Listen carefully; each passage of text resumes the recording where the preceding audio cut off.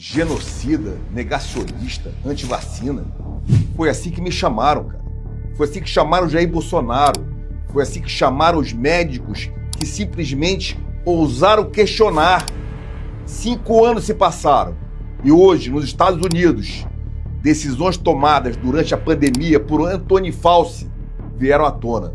Lockdown, máscaras, autonomia médica, liberdade de tratamento, assuntos que naquela época eram tratados como indiscutíveis. Eu estava lá e posso falar isso porque eu vivi essa missão. Eu não cheguei ao Ministério da Saúde por ambição política.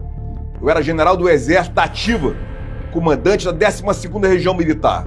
Quando o presidente Bolsonaro precisou de mim, eu aceitei o desafio de assumir o ministério no pior momento da pandemia, na maior guerra que esse país já viveu. O mundo inteiro buscava respostas. Países ricos, desenvolvidos, com estruturas hospitalares muito maiores que a nossa, também enfrentavam dúvidas, incertezas e perdas enormes. Mas no Brasil, parecia que alguns já tinham escolhido os culpados. Bolsonaro virou o inimigo, eu virei o alvo. Mas do que nós de fato defendíamos? Liberdade para trabalhar, liberdade para o médico exercer sua profissão e discutir, junto com o paciente, as alternativas naquele momento. Liberdade para questionar. Isso nunca significou negar a ciência. Nunca. Significava reconhecer que estávamos diante de uma doença nova, que a própria ciência buscava respostas todos os dias. E disseram que o Bolsonaro era contra a vacina. Fala sério. Olha só, vamos aos fatos. Na minha gestão, com o presidente Bolsonaro, o governo federal comprou mais de 500 milhões de doses de vacinas. Nós investimos bilhões de reais no fortalecimento do Parque Fabril Nacional com o Butantan e a Fiocruz. Adquirimos centenas de milhões de seringas, agulhas, para tornar possível uma campanha daquela dimensão. 38 mil salas de vacinação prontas. Em janeiro, nós investimos milhões de reais em campanhas para esclarecer a população e incentivar a vacinação.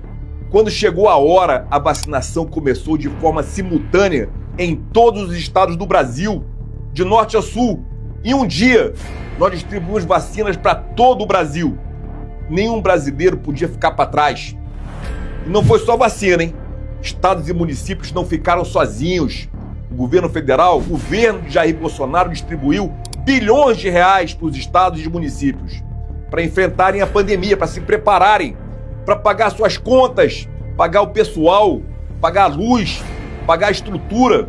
Milhares de novos leitos foram habilitados, milhares de respiradores foram distribuídos, EPIs, máscara, luva, equipamento, insumos chegaram a todos os mais longínquos rincões do país.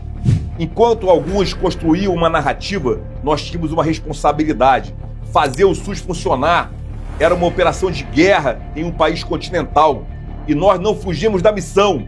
A grande imprensa deixou simplesmente de informar e fiscalizar para assumir uma postura política contra o governo, por simples ódio a Jair Messias Bolsonaro.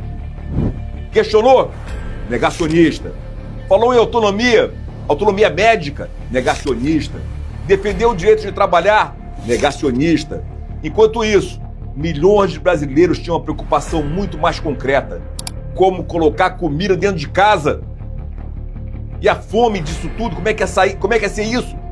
Enquanto muita gente com salário garantido dizia, fique em casa, Bolsonaro fazia uma pergunta que precisava ser feita: e quem precisa trabalhar hoje para comer hoje ou amanhã?